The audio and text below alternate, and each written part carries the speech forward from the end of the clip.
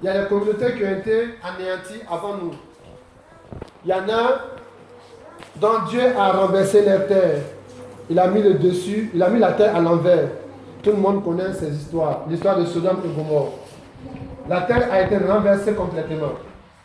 Il y en a qui ont reçu des pierres en pluie. La pierre est tombée sur eux comme la pluie. Il y en a qui ont été noyés dans l'eau. Mais le prophète sallallahu alayhi wa sallam a demandé à Dieu de ne pas anéantir son peuple. Allah a descendu un verset sur le prophète sallallahu alayhi wa sallam qui a soulagé le prophète, mais qui l'a fait pleurer. Allah lui a dit وَمَا كَانَ اللَّهُ لِيُعَذِّبَهُمْ وَأَنْتَ فِيهِمْ. Il dit, Dieu ne va jamais anéantir ton peuple tant que tu seras parmi eux.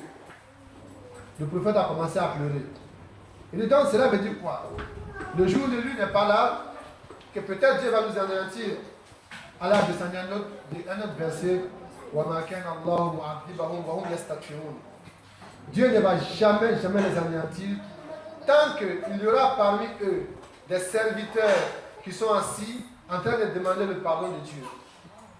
Tant qu'il y aura parmi nous des serviteurs qui sont en train de dire Astaghfirullah, Astaghfirullah al-Azim, alladhi la ilaha illa huwa wa atubu ilayhi.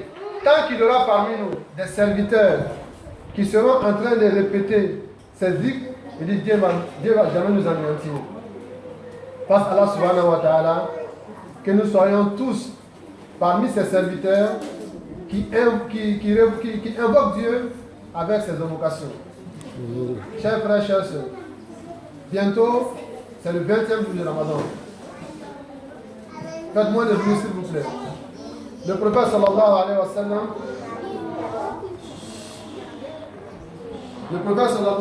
sallam, une fois que le Ramadan arrivait au 20e jour, le prophète déménageait à la mosquée. Et il serrait la ceinture. Il doublait plus d'efforts dans l'adoration d'Allah subhanahu wa ta'ala par rapport aux autres périodes de l'année. Et tout ça dans la recherche d'une seule nuit qu'on appelle Laylatul Qadr. La nuit de Qadr, la nuit de la valeur, la nuit du destin. Cette nuit avait été montrée au prophète sallallahu alayhi wa sallam, mais Dieu aussi l'a fait oublier. Pour qu'on serre la ceinture dans l'invocation de Dieu. Mais Dieu a montré beaucoup de signes à son prophète et à son compagnon. Il y a beaucoup qui ont tiré une conclusion que cette nuit, c'est la 27e nuit du mois de Ramadan. Parmi ceux qui ont tiré cette conclusion, il y a Abdullah ibn Abbas, celui pour qui le prophète sallallahu alayhi wa sallam a fait un témoignage. Il dit, si vous avez un problème en matière de Coran, si vous n'arrivez pas à comprendre, allez voir ce jeune homme qui va vous expliquer. Et quand le prophète sallallahu alayhi wa sallam décidait, Abdullah ibn Abbas, il avait au moins 13 ans quand le prophète décidait. Mais pendant la vie du prophète sallallahu alayhi wa sallam, le prophète l'a désigné comme une référence en matière de l'exégèse, en matière d'explication du Coran. Un jour, Omar ibn Khattab radiallahu anhu, il était assis avec les compagnons du prophète sallallahu alayhi wa sallam. Et Omar a évoqué un sujet. Il dit, Allah a fait descendre une sourate. إِذَا جَاءَ نَصْرُ اللَّهِ وَالْفَتْحُ وَرَأَيْتَ النَّاسَ يَدْخُلُونَ فِي دِينِ اللَّهِ أَفْوَاجًا فَسَبِّحْ بِحَمْدِ رَبِّكَ وَاسْتَغْفِرْهُ إِنَّهُ كَانَ غَفَّارًا. Il dit, lorsque l'aide de Dieu viendra, ainsi que la victoire, tu verras les gens en train de rentrer dans la religion de Dieu, par groupe, en masse. Il dit, mais si ce moment arrive, فَسَبِّحْ بِحَمْدِ رَبِّكَ وَاسْتَغْفِرْهُ. Il dit, chante les louanges de ton Seigneur et demande-lui le pardon, car c'est lui le pardonneur. Il a réuni tous les compagnons. Il dit, qu'est-ce que vous comprenez dans cette sourate? Chacun a donné son explication. Chacun a donné son explication. Abdullah ibn Abbas, qui était le plus jeune, qui dit, moi j'ai une autre compréhension dans cette sourate. Il dit quoi? Il dit, cette sourate est venue pour nous enseigner que le prophète sallallahu alayhi wa sallam a fini sa mission, qu'il doit bientôt mourir. Il dit parce que le prophète, c'est lui qui fait les prédications, c'est lui qui fait les prêches. Mais bientôt, il ne fera plus ça parce que c'est l'aide de Dieu même qui viendra et il aura les ouvertures, il aura la conquête. Et les gens vont rentrer dans la religion de Dieu en masse. Donc le prophète a fini sa mission, c'est Dieu qui va faire le reste. Et 3 mois plus tard, le prophète sallallahu alayhi wa sallam est décédé. Donc c'est Abdullah ibn Abbas qui dit que lui il connaît cette nuit et que c'est la 27e nuit du mois de Ramadan. Et beaucoup d'autres sahaba aussi ont confirmé. Donc pendant cette période, le musulman doit faire beaucoup d'efforts dans l'adoration. Et pourquoi cette nuit nous a été donnée? Le prophète sallallahu alayhi wa sallam, il a invoqué une fois le temps de vie, la période de vie des communautés qui nous ont précédés. Au temps de Sayyidina Nuh alayhi salam, les gens vivaient tellement longtemps. Nous, lui seul, a fait 950 ans en train d'appeler les gens vers la religion. Ça, ce n'est pas la période qu'il a vécue. Hein. C'est la période qu'il a vécue en train d'appeler les gens vers Dieu. Il y a des savants qui disent qu'il a vécu 1050 ans. C'est Nanou alayhi salam. Il y a Hud qui a vécu 1200 ans. Les gens ont vécu longtemps. Et nous, on vit combien? 70, 50. Celui qui a 70 ans aujourd'hui, il est vieux, n'est-ce pas? Donc maintenant, comment nous, on va aller s'arrêter sur la même esplanade que ces gens, que ces personnes, dans l'espoir d'entrer dans le même paradis et avoir les mêmes privilèges, alors que nous, on ne vit pas longtemps. Allah, pour nous soulager, nous a donné Laylatul Qadr. Il a dit Laylatul Qadr khayrun min alfi shahr. Et Dieu n'a pas mentionné la valeur exacte de la nuit, non. Il a dit que c'est supérieur à 1000 mois d'adoration. Et 1000 mois est égal à 83 ans, 4 mois dans notre calcul. Et une nuit d'adoration, Laylatul Qadr, c'est supérieur, c'est plus que 1000 mois d'adoration. Donc Allah seul connaît la valeur de cette nuit. C'est pourquoi les musulmans pendant cette nuit ne doivent pas dormir. Ils doivent prier. Ils doivent faire des sacrifices. Ils doivent faire des invocations. Ils doivent faire tout ce que Dieu aime pour avoir l'agrément d'Allah subhanahu wa ta'ala. Et cette nuit, cette année, ça tombe en pleine semaine, un jour ouvrable.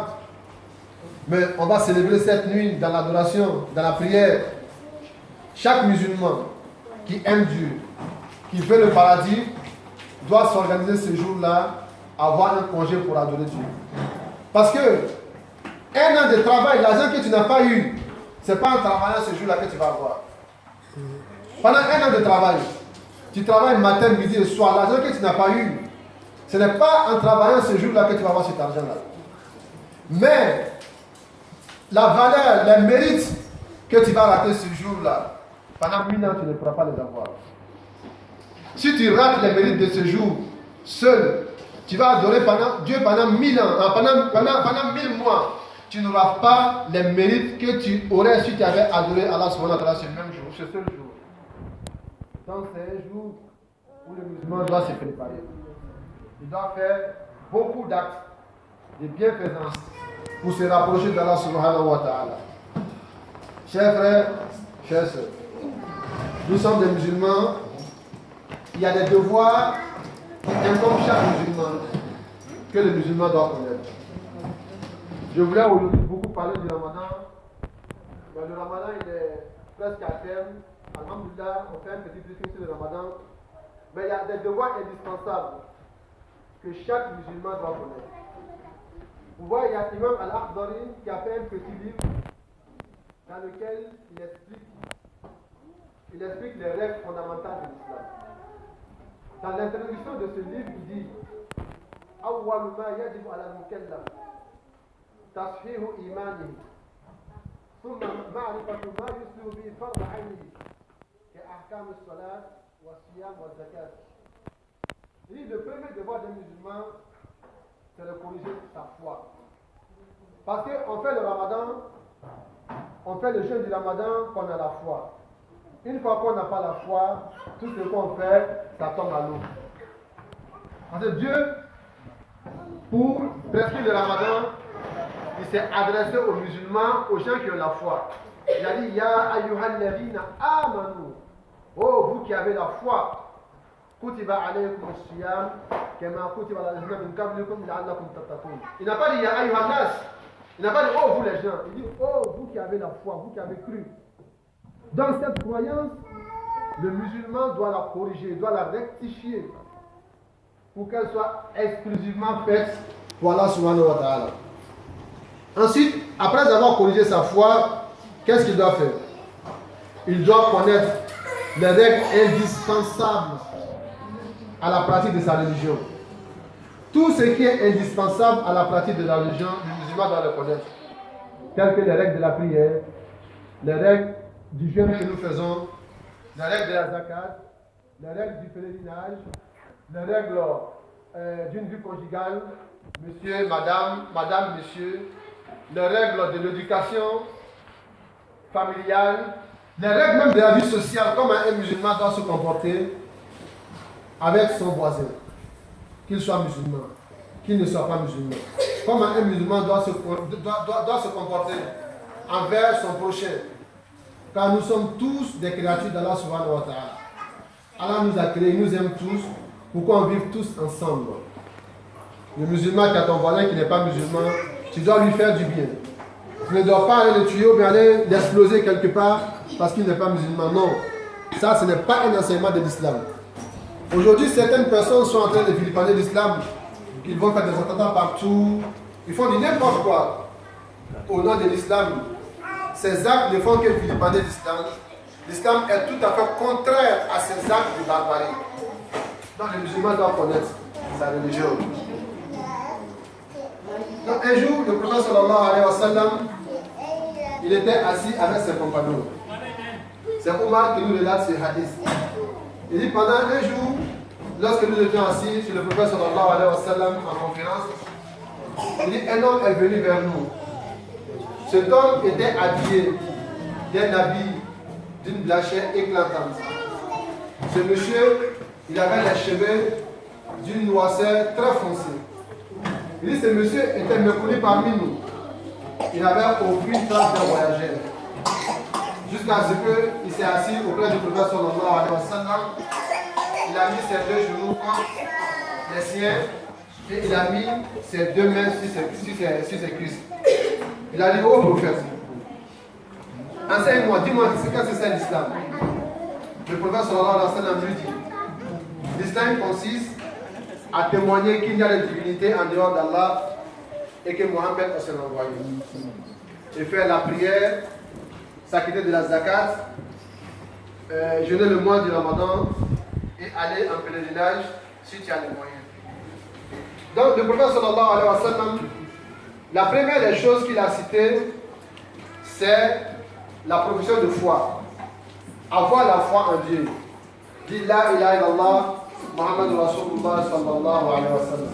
C'est le premier élément de la réponse du prophète Muhammad sallallahu alayhi wa sallam à ce monsieur.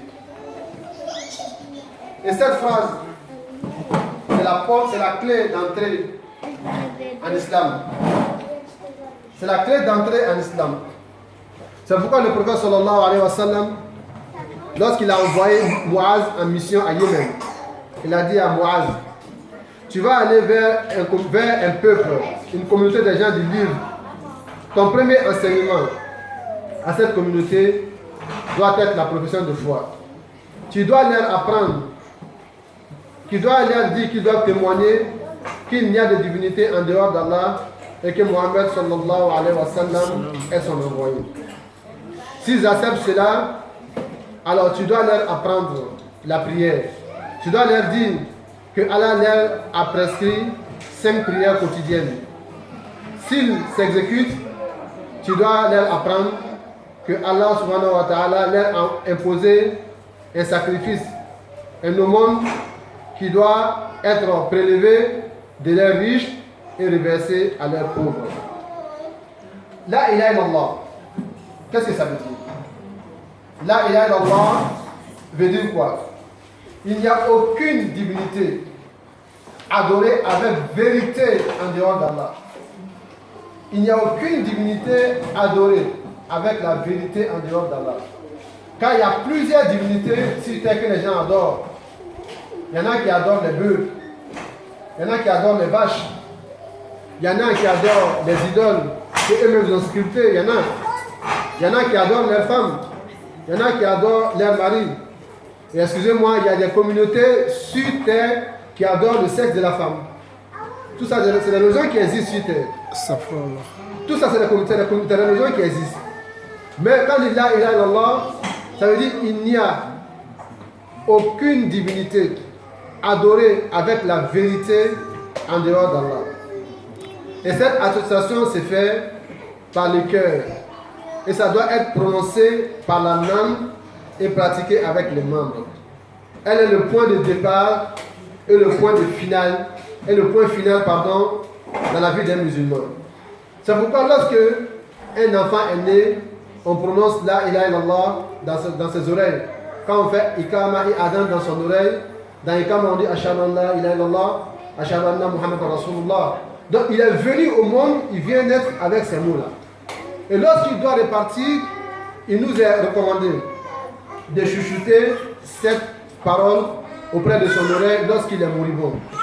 Lorsque quelqu'un est dans l'agonie, on doit se mettre à côté de la personne, dire la ilaha illallah, la ilaha illallah, Muhammad Rasulullah, pour que cette personne puisse répéter. Donc celui qui dit la ilaha illallah comme dernière parole et quitte cette terre, ira au paradis, comme le dit le prophète Mohammed sallallahu alayhi wa sallam. Dieu, en parlant de ses prophètes, il a parlé de Nuh alayhi salam, Hud alayhi salam, Salih alayhi salam, Ibrahim alayhi salam, Shu'aib alayhi salam et Moussa alayhi salam. Tous ceux-là ont appelé vers Dieu. Ils ont dit à leur communauté, Ya qawmi ubudullaha ma lakum min ilahin ghayruh. Oh mon peuple, adorez Dieu. Vous n'avez pas de divinité en dehors de lui. Et lorsque le prophète Isa alayhi salam, qu'on appelle Jésus, dans Surat Maryam, qu'est-ce qu'il a dit à son peuple? Wa inna Allah rabbi wa rabbukum fa'buduhu hadha siratul mustaqim. Et Allah est mon Seigneur et le vôtre. Adorez-le. Voilà le droit chemin. Le prophète Mohammed sallallahu alayhi wa sallam a passé 13 ans à la Mecque en train d'appeler les gens à cette attestation. Il n'a été suivi que par peu de personnes. En ce moment, à la Mecque, dans la Kaaba, il y avait 360 idoles au nombre de tribus résidant à la Mecque. Au nombre de tribus résidentes à la Mecque. Donc chaque tribu avait son idole. Et la plus grande des idoles s'appelait Hubal. Les gens adoraient ces idoles. Lorsque le prophète Mohammed sallallahu alayhi wa sallam est venu leur dire d'arrêter l'adoration de ces idoles et de se consacrer à l'adoration de Dieu, qu'est-ce qu'ils ont dit?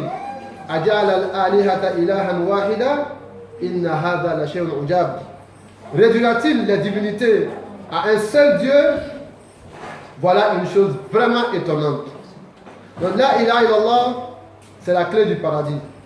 Le prophète sallallahu alayhi wa sallam dit, entrera au paradis celui qui dit la ilaha illallah d'un cœur sincère.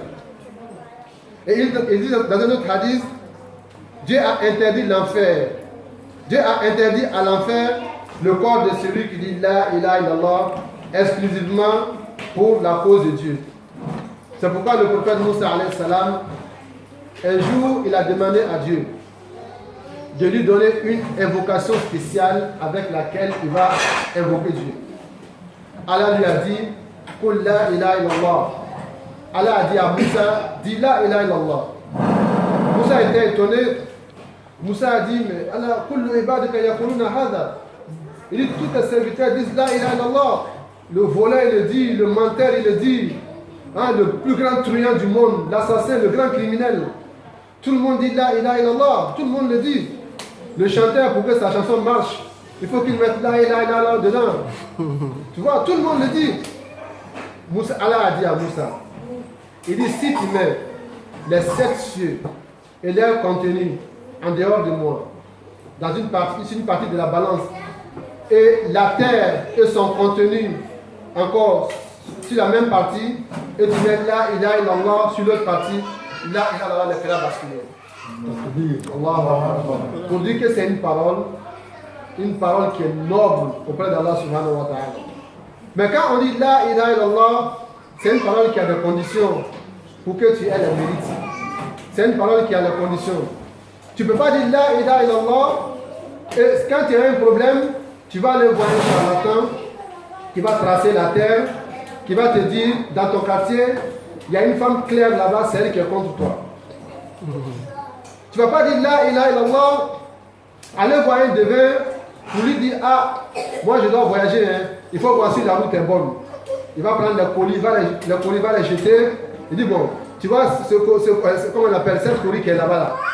Bon, ça c'est ton voyage qui est là. Donc avant de partir, amène-moi un mouton avec 500 000 francs comme sacrifice. Donc eux aussi ils sont là, ils ont leurs marchandises. Toi qui vas te donner à eux, ils vont bien te couper. Toi qui vas te donner à eux, toi tu es leur chiffre d'affaires. Tu es les bailleurs de fonds. Tu es les clients. Donc ils sont là comme ça, ils ne connaissent rien. Tu vas le trouver dans une maison, il est assis là, il est sale, il n'a même pas à manger. Et c'est lui qui peut t'apporter le bonheur. Quelqu'un qui dit la ilaha illallah ne doit pas dire ça. Quelqu'un qui dit la ilaha illallah, quand il a un problème, c'est Dieu. Quand il est malade, il sait que c'est une épreuve de Dieu.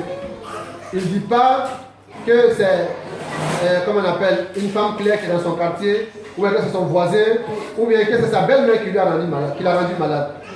Quelqu'un qui dit la ilaha illallah, quand il va, il trébuche quelque part, c'est le nom de Dieu ici.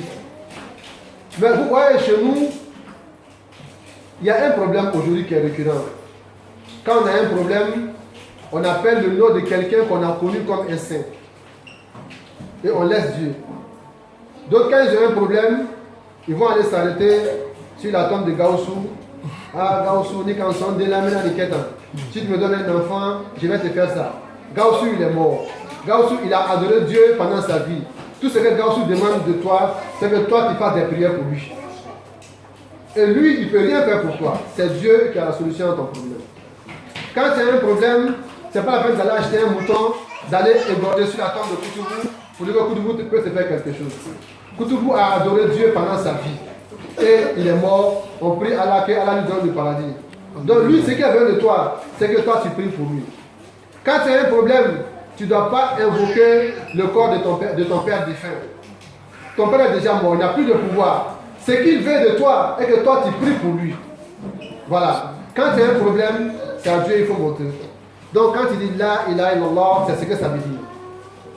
Donc quand tu n'emplis pas ces conditions, tu dis la ilaha illallah, tu as un balai attaché dans la maison, que le balai peut te porter secours, que ça peut te protéger. Ton la ilaha illallah ne sera pas utile pour toi. Donc il faut qu'on connaisse bien le sens de la ilaha illallah. Et le complément de la ilaha illallah, c'est Muhammad Rasulullah. Muhammad Rasulullah sallallahu alayhi wa sallam. Quand on dit le nom du prophète, priez sur le prophète, dit sallallahu alayhi wa sallam, chaque fois qu'on invoque le nom du prophète, alayhi wa sallam. Quand le prophète dit, une fois qu'on invoque son nom, toi qui dis sallallahu alayhi wa sallam, Allah fera 10 prières sur toi. Et il dit aussi, celui dont on invoque son nom à sa présence, il ne fait pas la prière sur lui, cette personne est une personne à part. Grâce à Dieu que nous ne serons pas à part. Donc, le complément de la ilaha illallah, c'est Muhammad Rasulullah sallallahu alayhi wa sallam. Et Mohammed, c'est cet homme que Dieu a choisi. Il a envoyé pour venir nous tirer des ténèbres vers la lumière, qui est venu pour établir la paix et la justice sur la terre, qui est venu montrer aux gens que vous êtes tous pareils, à l'exception de ceux qui croient à Allah, à l'exception de ceux qui ont la foi, de ceux qui sont pieux. Les gens qui sont pieux chez Dieu, ce sont les meilleurs hommes.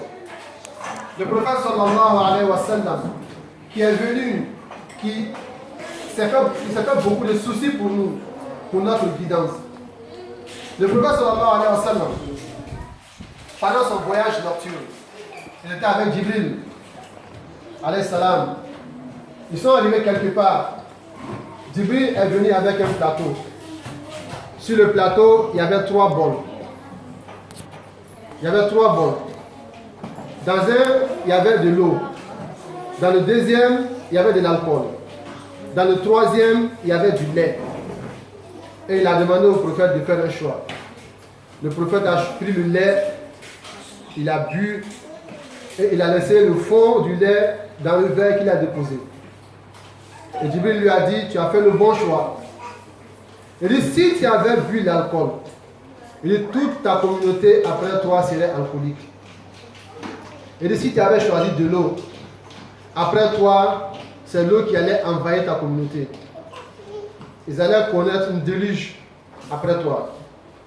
Il dit, mais si tu avais bu le lait dans son entièreté, il dit, aucun membre de ta communauté n'allait aller à l'enfer. Le prophète dit, mais donne-moi le reste de lait pour que je boive. Il a dit, non, non, c'est déjà tard. C'est déjà fini. Donc le prophète sallallahu alayhi wa sallam, à propos de qui Allah dit, لَقَدْ جَاءَكُمْ رَسُولٌ مِّنْ أَنفُسِكُمْ عَزِيزٌ عَلَيْهِ مَا عَنِتُّمْ حَرِيصٌ عَلَيْكُمْ بِالْمُؤْمِنِينَ رَءُوفٌ رَحِيمٌ. Certes, un messager parmi vous est venu à vous, auquel pèsent lourd les difficultés que vous subissez, qui est plein de sollicitude pour vous, qui est compatissant et miséricordieux envers le croyant. Donc le témoignage que Mohammed sallallahu alayhi wa sallam est l'envoyé de Dieu se résume en ces termes. Ta'atuhu fima amar. L'obéir dans ce qu'il a recommandé. Wa tasdiqu fima akhbar. Et croire en ce qu'il a dit. Wa shinabu ma naha anhu wa zajar. Et s'éloigner de ce qu'il a interdit. Wa alla yubal Allah illa bima shara. Et n'adorer Allah que par ce qu'il a légiféré. Car c'est lui qui est venu tracer le chemin du paradis pour nous.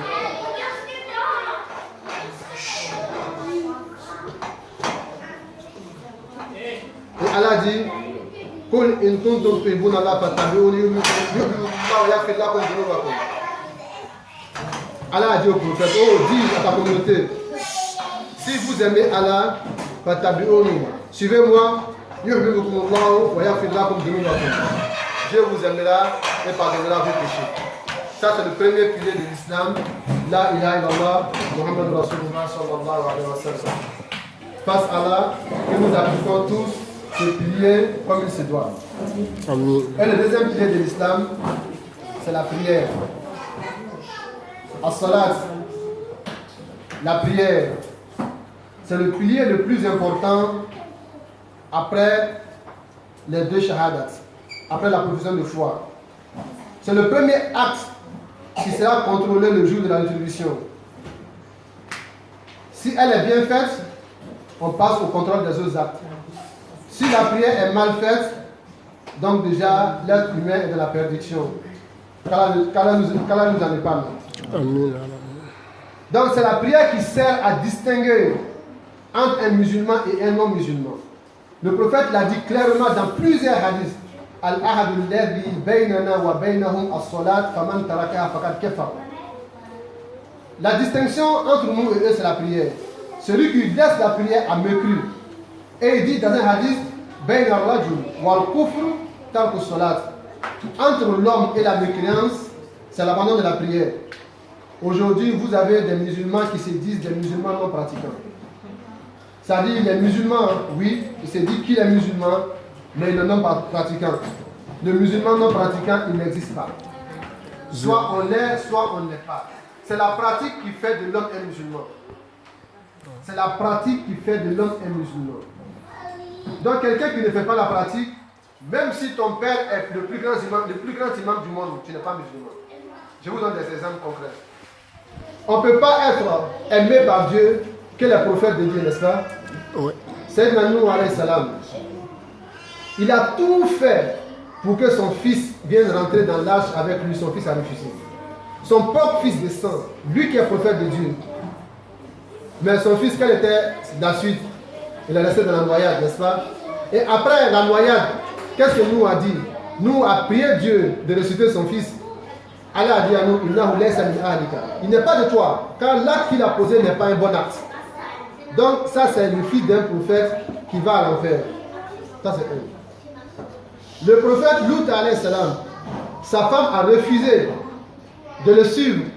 Et lorsque Dieu lui a demandé de quitter la ville de Sodome au Gomorrhe, très tôt le matin, lui et tous ceux qui l'ont suivi, et que quelqu'un ne devait pas regarder derrière. Sa femme il a tout fait, sa femme a refusé. Sa femme a refusé. Et il est parti avec la communauté qui l'a suivi. Qu'est-ce qu'ils en a suivi? C'est une pluie en pierre qui est d'abord descendue avant que Dieu renverse la terre sur. Dieu a retourné complètement la terre avec la femme d'un prophète, qui est le prophète Lut alayhi salam. Donc pour dire quoi? Celui qui refuse de prier pour dire que mon père est imam, je te dis, tu es dans la grande erreur. Le prophète Mohammed sallallahu alayhi wa sallam, qui est la meilleure des créatures, qui va intercéder pour les gens le jour de la rétribution. Il a dit à sa fille Fatima, tellement la fille lui coûtait cher. Le prophète a eu 7 enfants dans sa vie. Il y a 6 enfants qui sont morts pendant sa vie, pendant que lui était vivant. Et la seule escapée, c'était sa fille Fatima. Donc, vous imaginez l'amour qu'il pouvait avoir pour cette fille. Et un jour, il a appelé sa fille. Il dit, Fatima, il dit, Bintou Mohammed, la fille du prophète Mohammed, demande-moi mon argent, ce que tu veux, je t'en donnerai. Mais, tu dois poser des actes qui doivent te faire entrer au paradis. Car si tu ne le fais pas, le jour du jugement dernier, je ne pourrai rien pour toi. Ça, c'est le prophète. Donc, pour vous dire quoi? Qu'il n'y a pas de musulmans non pratiquants. Soit on est musulman, on est pratiquant. Si on n'est pas pratiquant, on passe de l'autre côté. Donc, c'est la prière qui fait la différence entre un musulman et un non-musulman. Et les prières obligatoires quotidiennes sont 5. Allah, au début, avait prescrit 50 prières. Mais Allah a diminué ses prières au fur et à mesure. Et les enfants, taisez-vous un peu. Allah a réduit ses prières au fur et à mesure jusqu'à 5. De 50, on est passé à 5. Lorsque Dieu a donné ses 50 prières au prophète Mohammed sallallahu alayhi wa sallam, la nuit de son ascension, lorsqu'il descendait, il a rencontré le prophète Moussa au 4e siècle.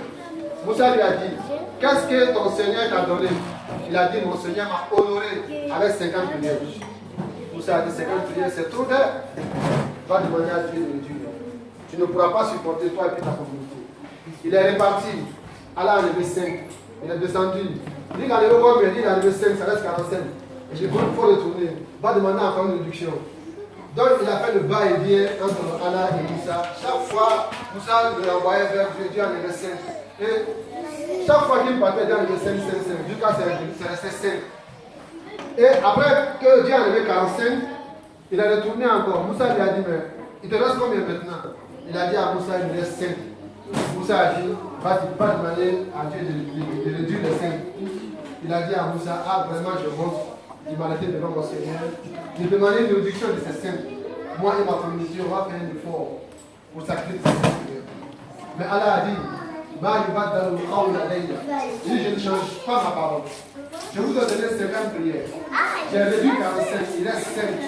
Vous aurez 5 prières en action, mais vous aurez 50 prières en récompense. Donc chaque prière, c'est comme 10 prières faites. Lorsque vous priez, la prière c'est une lumière pour vous. Le prophète sallallahu alayhi wa sallam l'a dit, as-salatu nour. Il dit la prière est une lumière.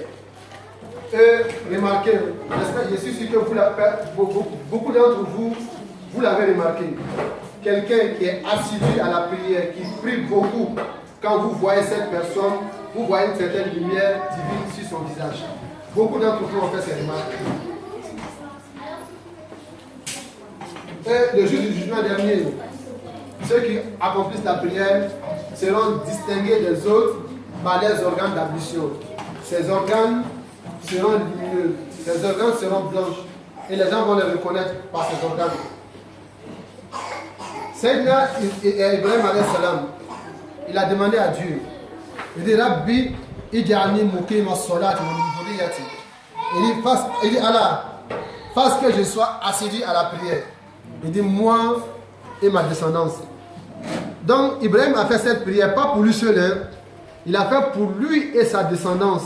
Que lui soit assidu à la prière et que sa descendance soit aussi assidue à la prière. Et Dieu lui a donné 2 enfants, Ismaïl et Ishaq. Et il a fait tous les deux des prophètes. Ismaïl est prophète, Isaac est prophète. Et les descendants encore. Il a mis des prophètes dans les descendants. Du côté de Isaac, il a fait de Isaac prophète. Le fils de Isaac, Yacoub, il est prophète. Le fils de Yacoub, Youssouf, il est prophète. Donc il a fait de Ismaïl au prophète. Le descendant d'Ismaïl, le prophète Mohammed sallallahu alayhi wa sallam. Quand tu regardes la généalogie du prophète Mohammed sallallahu alayhi wa sallam, jusqu'au 22e grand-père, chez certains historiens, son 22e grand-père, c'est Ismaïl alayhi salam. Je me rappelle bien quand j'étais en terminale, un jour, j'ai un professeur qui est venu en classe. Il dit, j'ai un bon cadeau pour vous. On dit, quel est ce cadeau-là? Il dit, j'ai 2 questions que je vais vous poser. C'était dans les années 94, 94. Il dit, tout de suite, on vient de faire la sélection des éléphants. Je crois que la Coupe d'Afrique avait lieu en Tunisie. Il dit, on a fait la sélection des 22 joueurs des éléphants. Qui peut me citer les 22 joueurs des éléphants? Il y a un qui s'est levé, dis-moi. Il a commencé par l'entraîneur. Je me rappelle, je crois que c'était un certain Alice Kasperza ou un truc comme ça. Il a cité l'entraîneur et tous les 22 joueurs. Le professeur dit très bien. Il dit, ma deuxième question, si tu la connais, le cadeau il est là, c'est pour toi. Il dit, tu peux me citer la généalogie du prophète, les 22 grands-pères, jusqu'à Sayyidina Ismaël alayhi salam, puisque les 22 joueurs de la sélection ivoirienne, tu connais. Tu connais ça, ça c'est bien. Maintenant, comment on appelle, la généalogie du prophète, c'est 22 grands-pères jusqu'à Ismaïl. Donc cite-les. Celui qui se lève ici, 5, 6, 7, il est bloqué. Celui qui se lève ici, 5, 6, 7, il est bloqué. Donc dans la classe, tout le monde avait honte. Nous tous, on avait honte. Il dit, mais vous voyez, 22 joueurs des éléphants, vous connaissez. Les 22 grands-pères de votre prophète jusqu'à Ismaël, alayhi salam, vous ne connaissez pas. Donc vraiment, c'était une honte. Donc, le prophète Ismaël, jusqu'à sa descendance, le prophète Mohammed sallallahu alayhi wa sallam, il était prophète. Ça vient d'où? De la prière de son papa. Son papa a fait la prière pour lui et pour sa généalogie, sa descendance. Et il les a mis aussi sur le chemin. Donc, il y a lieu aussi, nous, chaque fois qu'on prie, il ne faut pas qu'on oublie nos enfants. Prions avec nos enfants. Quand papa prie, prends ton enfant, mets-le à côté de toi, vous priez ensemble. Et si tu finis de prier, il faut prier pour toi et pour tes enfants aussi. Prie pour toi et tes parents qui t'ont montré le chemin. Et prie pour toi aussi et pour tes enfants, pour que ces enfants suivent ta trace après toi. Sayyidina Isa, qu'est-ce qu'il a dit à sa communauté? Il dit, Qala inni abdullahi, atani al-kitaba, wa ja'alani nabiyan, wa ja'alani mubarakan aynama kuntu, wa awsani bis salati wa zakati ma dumtu hayya. Isa a dit, je suis l'envoyé de Dieu, le serviteur de Dieu. Il m'a donné le livre et il a fait de moi un prophète. Il a fait de moi un homme béni où que je sois. Et il m'a recommandé la prière et le monde tant que je serai vivant.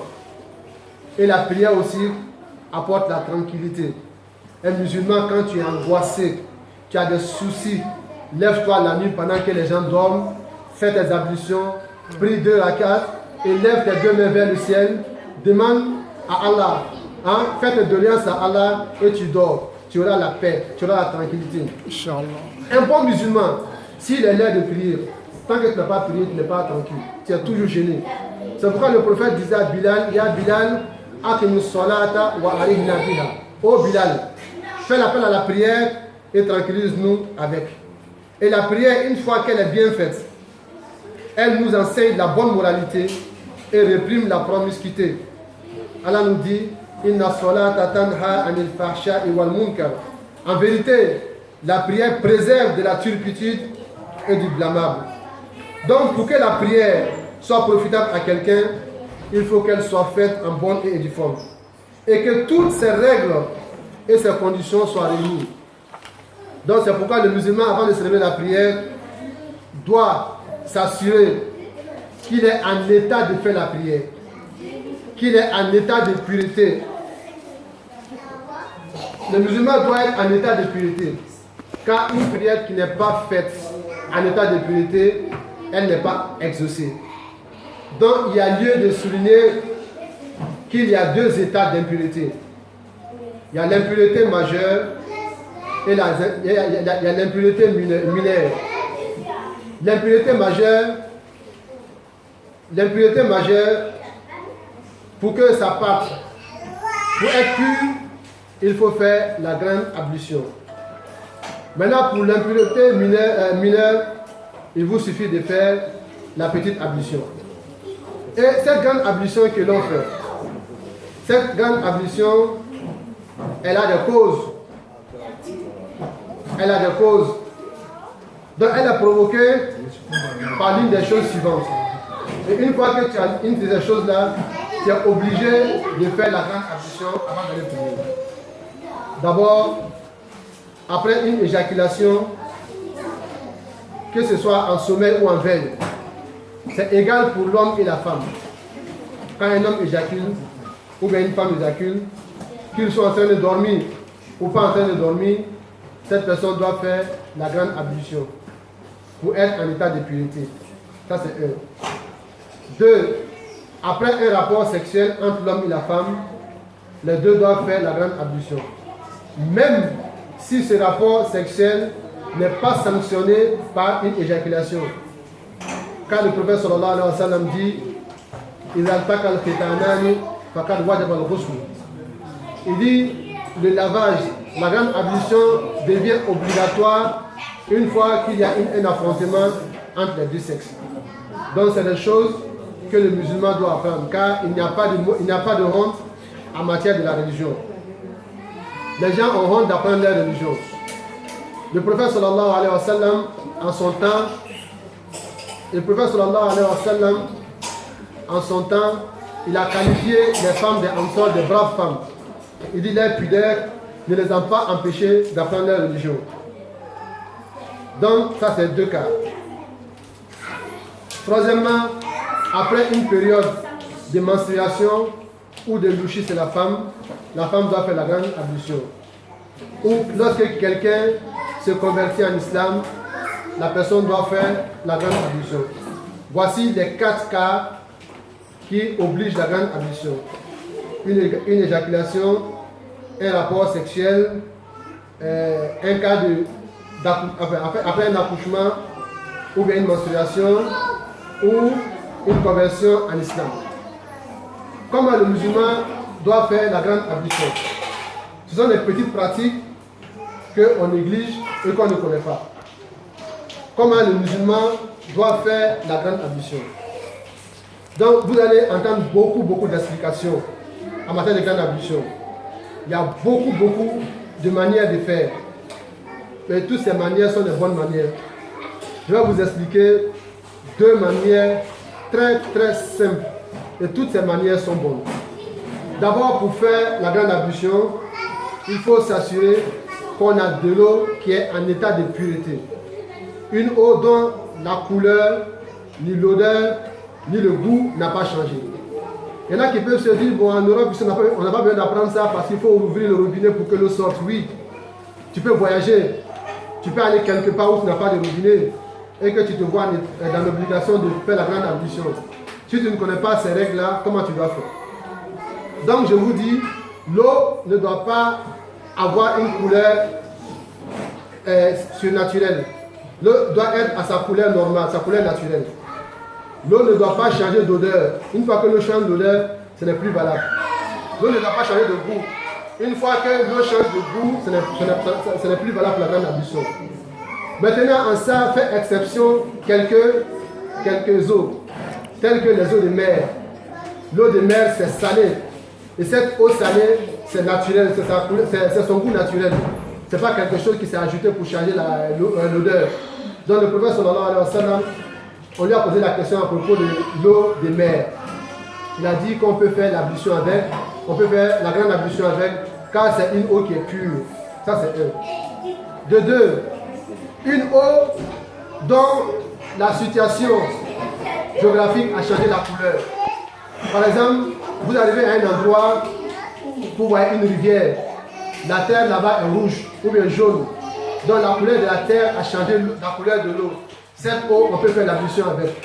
Ou bien vous allez puiser de l'eau d'un puits Et c'est la couleur de la terre qui a changé la couleur de l'eau. Soit c'est devenu noir, ou c'est devenu, comme on appelle, rouge, jaune. Vous pouvez faire l'ablution avec cette eau, elle est pure. Il n'y a pas de problème en ces eaux. Donc ces eaux font exception. Donc pour faire la grande ablution, il faut avoir l'intention de se purifier. Prendre l'intention de se purifier. Et ensuite, lorsque vous voulez rentrer dans la douche pour faire votre grande ablution, vous devez dire Bismillah en dehors de la douche. Car il n'est pas permis de prononcer le nom de Dieu dans la douche. C'est un endroit qui est considéré comme un endroit sale, un endroit impur. Donc le nom de Dieu ne doit pas être prononcé à l'intérieur. À l'extérieur avant de rentrer. Et lorsque vous rentrez, vous vous lavez les mains 3 fois. Lorsque vous ouvrez un robinet, vous vous lavez les mains 3 fois. Lorsque vous n'avez pas un robinet, que vous vous lavez à partir d'un récipient, vous ne devez pas plonger les mains dans le récipient. Vous devez pencher le récipient, vous lavez les mains 3 fois. Et ensuite, vous vous lavez du nombril jusqu'au genou, en lavant le sexe. Donc une fois que vous finissez ça, vous vous lavez comme vous voulez. Ça c'est une pratique. Ça c'est la pratique la plus simple, la plus facile. Donc je répète, vous lavez la main 3 fois. Et vous vous lavez du nombril au genou. Une fois que vous finissez ça, vous vous lavez normalement comme vous voulez. Donc, merci. Donc, une fois que vous finissez de laver les mains 3 fois, si vous avez un récipient, vous pouvez maintenant plonger la main dans l'eau pour vous laver. Après avoir lavé les mains 3 fois. Ça, c'est une première pratique. Maintenant, après avoir fait cette pratique, vous êtes